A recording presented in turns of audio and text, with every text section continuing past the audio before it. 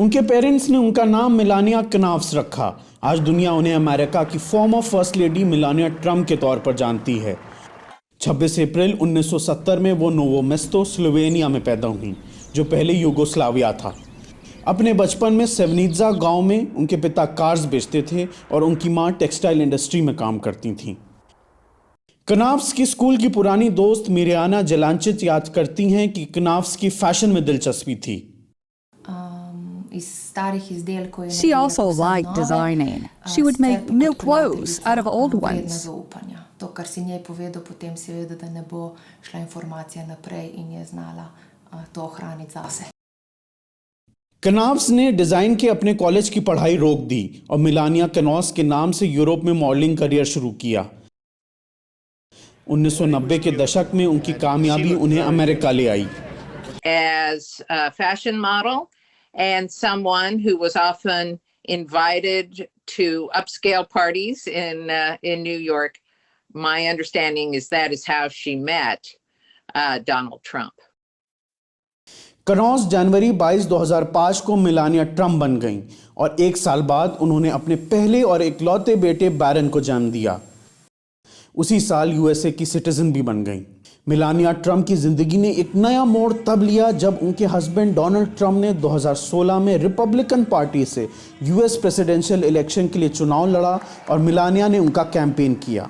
It is wonderful to be here today with you and with my husband. I'm very proud of him. Donald Trump जनवरी 2017 में USA के 45th president बने। First lady के तौर पर Melania Trump ने दुनिया का दौरा किया और बी बेस्ट जैसे प्रोजेक्ट शुरू किए, जो बच्चों के बेहतरी, ओपियोइड अब्यूज और ऑनलाइन सेफ्टी के लिए था। उन्होंने पहले की फर्स्ट लेडीज के मुकाबले एक लो प्रोफाइल बना के रखा, लेकिन फिर भी उन्हें मीडिया की सख्त नज़र से गुजरना पड़ा।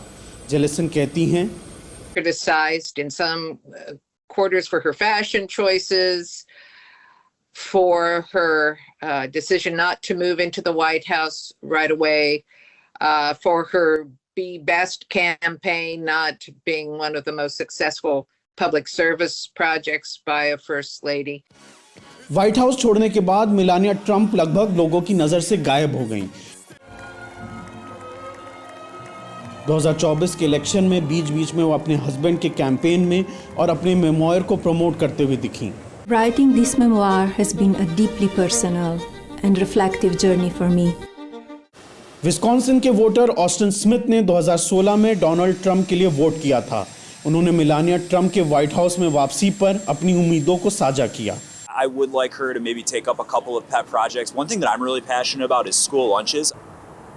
डेमोक्रेटिक वोटर जसलीन कौर चाहती हैं कि मेलानिया ट्रम्प असरदार फर्स्ट लेडी बन के सामने आए। Going out and talking to, urban communities, going out across the country and making yourself known, not just as a figure that's like standing behind the president, but as a woman with some sort of power. लेकिन analyst जेलिसन को लगता है कि Melania Trump अपनी दूसरी पारी में भी शोहरत से दूर ही रहेंगी।